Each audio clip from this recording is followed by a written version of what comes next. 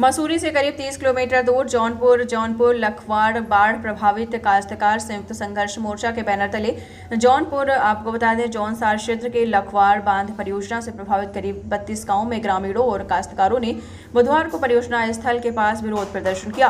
प्रदर्शनकारियों ने स्थानीय अधिकारियों एवं L&T कंपनी के कर्मियों पर उनके अधिकारों की अनदेखी और शोषण का आरोप लगाया। प्रदर्शनकारी संयोजक मंडल के महिपाल सिंह सजवाण, जयपाल सिंह राणा और काश्तकारों व ग्रामीणों ने कहा कि परियोजना के तहत 2 गांव पूरी तरीके से प्रभावित हैं, लेकिन अब तक कई गांवों को उनके जमीन और खेती का मुआवजा नहीं मिला। स्थानीय लोगों के अनुसार बाढ़ प्रभावित 32 गांवों में से 2 गांव पूरी तरीके से परियोजना से प्रभावित हैं। L&T के अधिकारियों द्वारा स्थानीय लोगों को गंभीर बीमारियों, कैंसर से तुलना कर रहे मानसिक दबाव डाला जा रहा है। उन्होंने कहा कि पूर्व में 12 कर्मचारियों को नौकरी से हटा दिया गया था, उनके खिलाफ झूठे मुकदमे दर्ज किए गए हैं। प्रदर्शनकारी ग्रामीणों ने आरोप लगाया है कि L&T कंपनी स्थानीय लोगों के अधिकारों का शोषण कर रही है। उन्होंने कहा है कि जब तक उनकी मांगें पूरी नहीं होंगी तब तक आंदोलन यूं ही जारी रहेगा।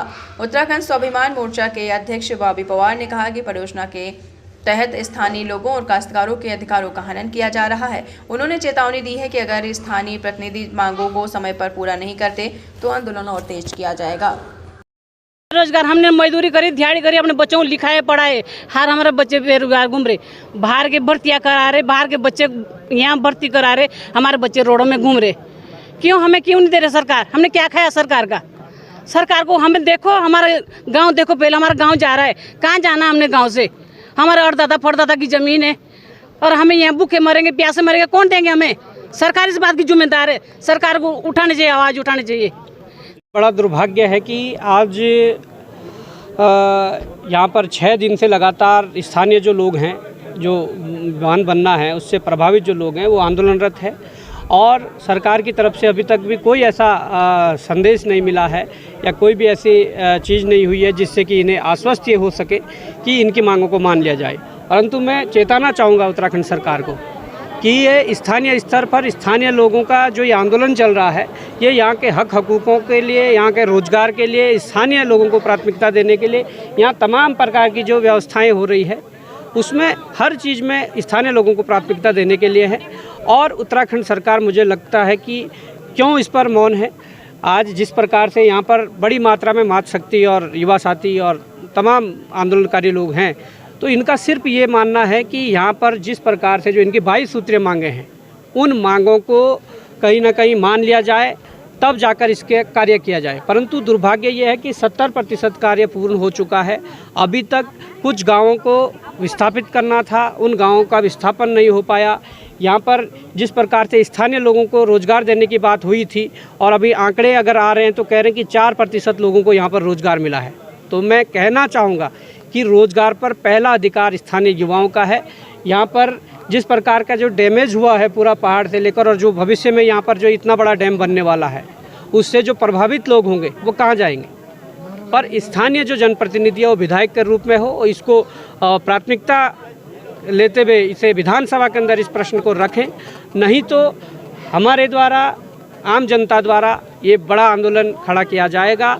और उत्तराखंड सरकार ये सोच लें कि किसी भी दशा में हम इन लोगों का शोषण नहीं होने देंगे, अन्याय नहीं होने देंगे इन लोगों के साथ। हम इन लोगों के साथ है, जैसा भी समिति कहेगी आंदोलन उस प्रकार से आगे बढ़ाया जाएगा।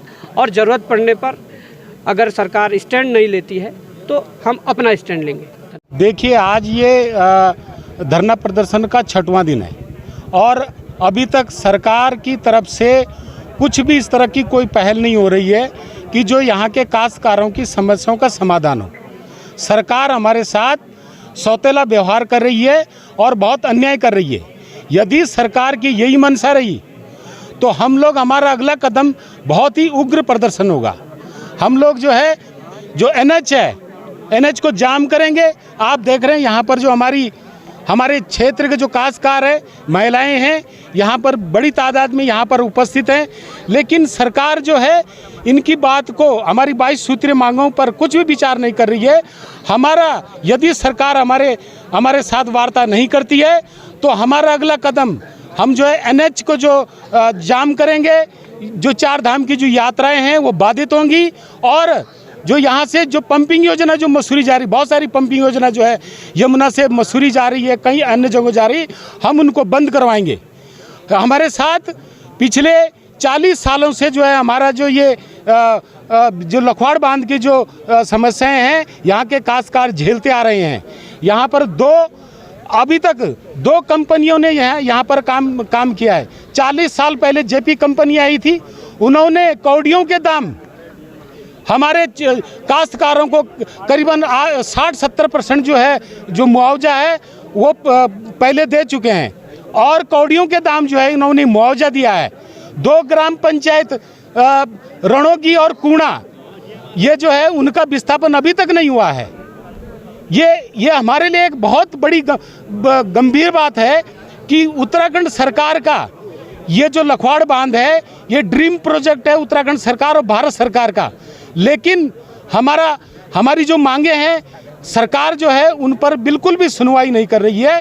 इसलिए हम आगे और भी उग्र प्रदर्शन करेंगे और हमारी जो मांगे हैं उस पर हमारी जो काश्तकार है, जो महिलाएं हैं, और भी बढ़ चढ़ के हिस्सा लेंगे और इस आंदोलन को और उग्र करेंगे। 2027 का चुनाव है, वो भी प्रभावित करेंगे आप लोग? वो भी प्रभावित करेंगे। यदि हमारी समस्याओं का समाधान नहीं होगा तो हमारे पूरे क्षेत्र के जो वासी हैं 2027 में पूरा जौनपुर जौनसार जो लखवाड़ बांध से प्रभावित हैं वो हम बिल्कुल वोटिंग का बहिष्कार करेंगे, विधानसभा चुनाव का बहिष्कार भी करेंगे।